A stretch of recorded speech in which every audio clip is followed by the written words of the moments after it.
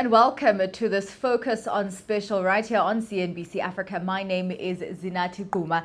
Now, Gauteng MEC of Finance Nomantu Nkomo-Ralehoko tabled the provincial budget for the year 2021 to 2022 this week. It was announced that the Gauteng Provincial Government will be investing a total of 35.3 billion rand in social and economic infrastructure.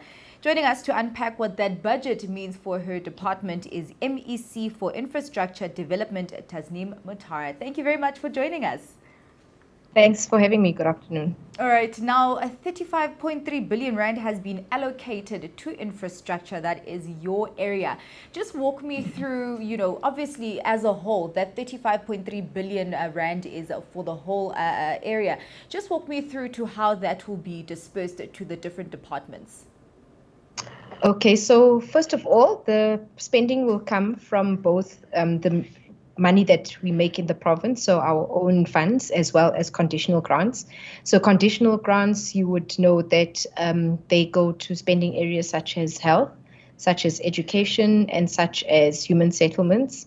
So they do actually account for the biggest chunk of that money, of that 30-odd billion rand across the different portfolios. Importantly is just over 2 billion will go to health infrastructure, and we've started rolling out that program. So it's really carried over from the last financial year into the next financial year. So we have started spending quite a considerable amount of money in the health infrastructure space. And then we're going to be spending on education just over, not even just over, almost 2 billion rand on education infrastructure. And that's also a combination of grant funding as well as money from our own coffers. And that's really to look at building new schools, renovating and refurbishing, as well as just expanding and extending current school infrastructure. And then on roads and transport, we're looking at 2 billion rand, just over 2 billion rand on roads and transport infrastructure. And then human settlements is actually getting quite a big chunk at just over 5 billion. They're coming in at 5.1 billion, and that's for work in terms of infrastructure towards the rollout of human settlements. And then we have a bit of the remainder of that being broken up into different other smaller departments. So, for instance, the SEZ that the Premier often speaks about will get some of that money. A bit of between let's say about 100 million. So it's if you compare it to what health and the other departments are getting, it's quite a lesser amount, but still considerably important. And then just to be able to deal with other issues around, for instance, what we do as the Department of Infrastructure, which will this year see us begin the rollout of the Kopanong Precinct project. So that's really how we are sharing the cake amongst the top priorities of the province. I just want to know, you have all these goals and, these financial resources, but I mean, what could be the biggest risk or the biggest impediment in terms of reaching those infrastructure goals? So currently, yes, I think COVID, of course, does play a definite negative impact in what we're able to do. One is how quick can the economy get back on its feet? I think some of the challenges that we face as a department is that some construction companies, especially the lower graded companies up to grade 6, have not necessarily been able to weather the storm. During the hard lockdown, you would have known that construction and the construction industry as a whole was shut down during the hard lockdown. Then we saw some activity during levels 4 to 3. And of course, the economy is fairly open now. But during those first 3 months, up to 4 or 5 months, many of the smaller graded companies were not able to weather the storm. We're not able, of course, because we're not invoicing, we're not receiving any income. We're not able to pay staff. We're not able to pay professionals within their employ. So as much as the industry, we want to be able to use the construction industry to kick off and spur the economy back to its feet, the fact is that our capacity now has shrunk quite considerably, and we are looking at the numbers to be able to just see how badly it has shrunk. It also has actually negatively impacted even the bigger companies. I've got some companies that we had appointed to do professional work for us on some of our projects who've had to unfortunately lay off staff during this period. So you're looking at a situation where there's high levels of unemployment in the construction sector and in the built environment sector, and that is going to give us a bit of a slow start. But I think with quite a bit of impetus, if we provide that impetus as government, you will be able to see some either companies starting up, but also employment opportunities. So those companies going back to just absorbing professionals, highly skilled. Of course, the level of skill in the built environment industry ranges from not skilled at all, right, to professionals, highly skilled people. So we're not short of the lower skilled workforce and employment opportunities. But I think for us, the biggest challenge will just be to make sure that we kickstart this program in earnest, which we have been able to do, so that we also give an opportunity to those companies to resuscitate themselves. Now, MEC, you talk about, these challenges, and it seems that, infrastructure needs are growing at a faster pace than the actual resources, especially financial resources that we have at the moment. And I just want you to talk to me quickly about, the collaborations that you are engaging in and potential collaborations between yourselves and the private sector and civil society. So importantly, I think one of the biggest that we're currently rolling out is the SEZ in the Tshwane area. And that is a partnership between Ford, ourselves as provincial government, ourselves as national government, and the municipality. So that is a big private sector investment in that SEZ. There are also other private sector investments in SEZs in Ekurhuleni. There's also other private sector investments that are coming on stream out in the south of Gauteng to be able to just kickstart our SEZs. A big infrastructure program that we're finalizing as we speak is the Kopanong Precinct project, which will see the CBD, Johannesburg CBD, rejuvenated through the replenishment and the refurbishment and the construction of one new building in the Johannesburg CBD. And that is a wholly P project, so fully funded by the private sector. We cede our properties to the private sector and for a concession period. Of course, it does, there's always questions about whether the Ps are a value for money, because ultimately you've got to, as the taxpayer, you've got to foot the bill in some shape or form. But I think if we don't look at Ps more vigorously and embrace Ps more, we are going to have this never-ending setback and backlog in the infrastructure delivery space. I know that the Department of Education is also looking at P opportunities to build new schools, simply because that with the current funding constraints and the budget deficit, cuts in the budget across all provinces, all areas, it means that if you had plans to build 20 schools this year, you've got to, of course, cut your cloth according to what you can afford, and it means that you've got to now just shrink those plans. It doesn't take away the need, and the only other option is then to look at the private sector for assistance. Indeed, we do need to embrace those Ps. Thank you very much for giving us your insight. That was the MEC for Infrastructure Development in Gauteng, Tasneem Mutara. Thanks for having me. Thank you. Right, from one MEC to another, we are now joined by Finance MEC Nomantu Nkomo-Ralehoko, who unveiled Gauteng's 142.6 billion rand budget. Now, MEC, unpack for us, what are some of the departments that have gotten the biggest share of the pie? One of the departments that got the biggest chunks, Nati, is the Department of Health. Because remember, health, education, and community safety, they are the priorities of Gauteng. So we have the new money of 5.9 billion.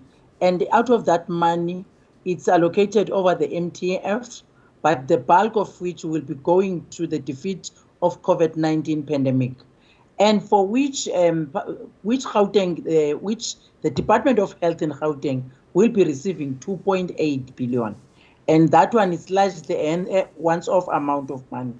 Then the second one will be the Department of Education, that will be getting an amount of 2.7, yes, and then that amount goes to over the MTF on the Department of Education, and that one it's an additional funding that they will be receiving, and they will definitely come up with their plans, because I'm sure that you'll want to know what is it that they are going to do with the money that they are going to receive. So the MEC will come and talk to you in relation to their plans of what they are going to do. Then the other one is the Department of Economic Development, that will be receiving, firstly, it will be an amount of 153 million. That one specifically goes to the contribution over the operational costs of Tshwane Automotive Special Economic Zones. You remember Premier did a sword turning on the economic zone in Tshwane, and that one has started working, operating now. Hence, we want now to ensure that we assist them to move with speed in terms of assisting our own, especially them, because we want them to transform the economy, but we want them to ensure that there is integration of township enterprises, your black-owned companies, your women-owned companies, youth-owned companies, businesses that are run by people with disability, not forgetting the LGBTQI communities, so including the military veterans. So, but we will definitely help them through these big corporates that are operating through the SEZs. And again, another amount, which is an additional amount, it's new money now, which is, there is already 14.4 billion that is allocated for 2021-2022 towards economic services, and 44.2 billion over the MTF that is allocated to the Department of Roads and Transport, Economic Development, Agriculture and Rural Development. So under Roads and Transport, we want them to ensure that there is investment in economic infrastructure, regulation of road users, which is responsible for the development and maintenance of our own roads, including the road infrastructure network in the province.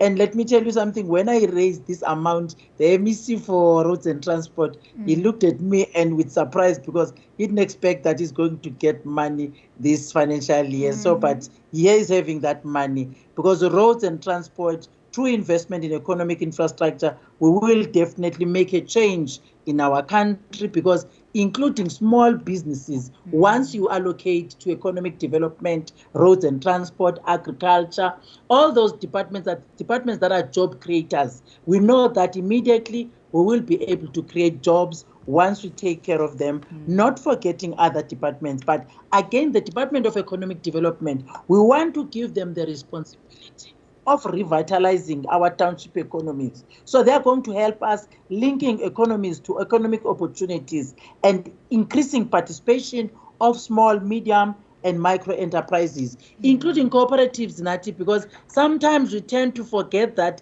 there are cooperatives in the townships that needs to be developed and that needs to be assisted. And we have seen during COVID-19 in the danger that we were when our own couldn't feed themselves. But again, we make it a point that all these monies that we're talking about, the corridors of the province, when we give you money, we ensure that even if you have a little amount of money, make sure that you spread it according to the corridors of the province.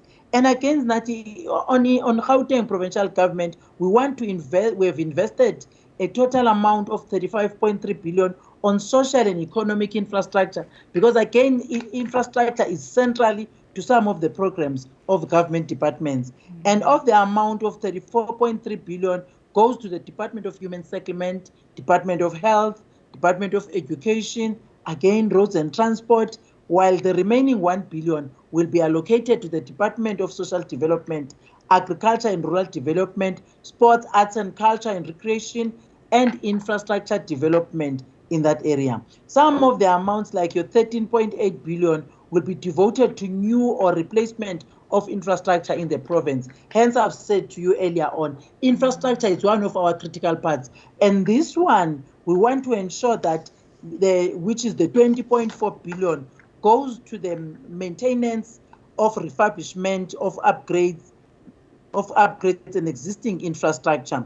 So there are those projects that we know they cut across the 5 corridors, and allocation of larger shares of those, which some of those will be getting 15.4 billion. 43% of that is mainly for maintenance and assets of the like your buildings, your roads. So which means is that maintenance that we want them to do.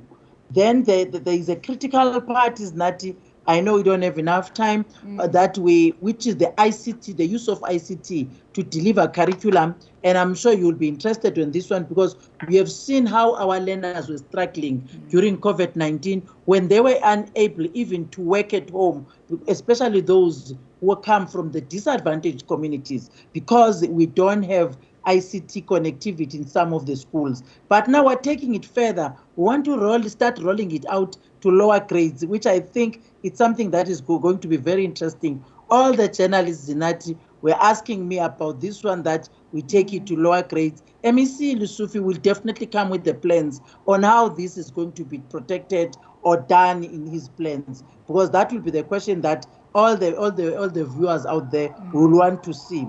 Again, the Department of Social Development will be receiving a total of 84 million towards continuing the provision of care and protection of the homeless. Remember, again, during COVID-19, we had a number of homeless children and people, elderly people, who were staying under the bridge. Now those people will be protected in terms of homeless. We want them to remain there, and in collaboration with municipalities and other stakeholders, but the Department of Social Development will be in the center of that. And the other department is the Gauteng Department of Community Safety. That will be receiving a total of 92 million over the MTF, being resources aimed at augmenting the department's operational budget, together with a once-off allocation towards infrastructure-related elements of e-policing strategy. In the province, we have e-policing strategy, and that strategy is going to help us to address safety and social cohesion issues in the province.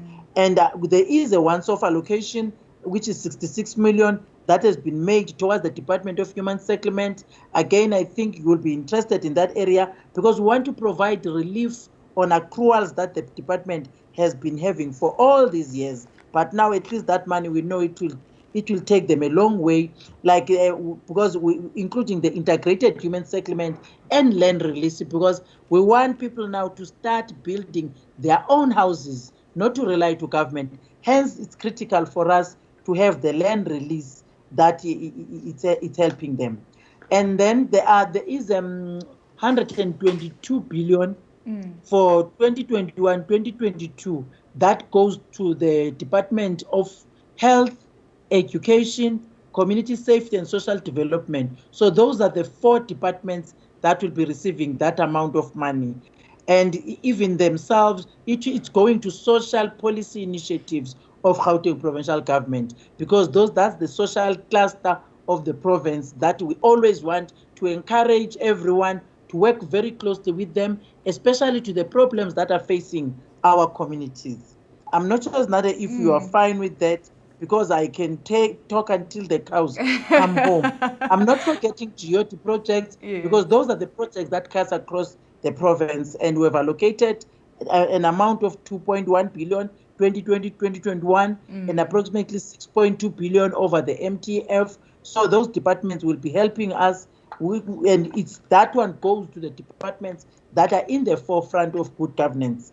So I will end there, Zanat, and wait for your question from your side. We do know that the fiscus is severely constrained, especially with the onset of COVID-19. What are some of the efforts that you will be engaging in to curb wastage? The efforts that we'll be engaging on to curb wastage is to ensure that departments spend according to the proper plans of the department. But again, we want all the accounting officers to be part of exercising prudent financial management and good governance.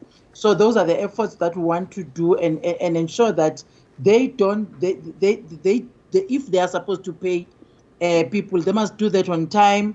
and we want to ensure that anything that is being done, it's done by the book. So we've emphasized the issue of good governance, the issue of accountability, and then we must stick to the PFMA and follow the regulations in everything that we are doing as a province. Indeed, looking forward to the materialization of that budget. That was a Gauteng MEC for Finance, Nomantu Nkomo-Ralehoko. Thank you so much for joining us, MEC. And thank you so much for joining us on this Focus on Special on CNBC Africa. My name is Zinati Kuma, and it's goodbye for now.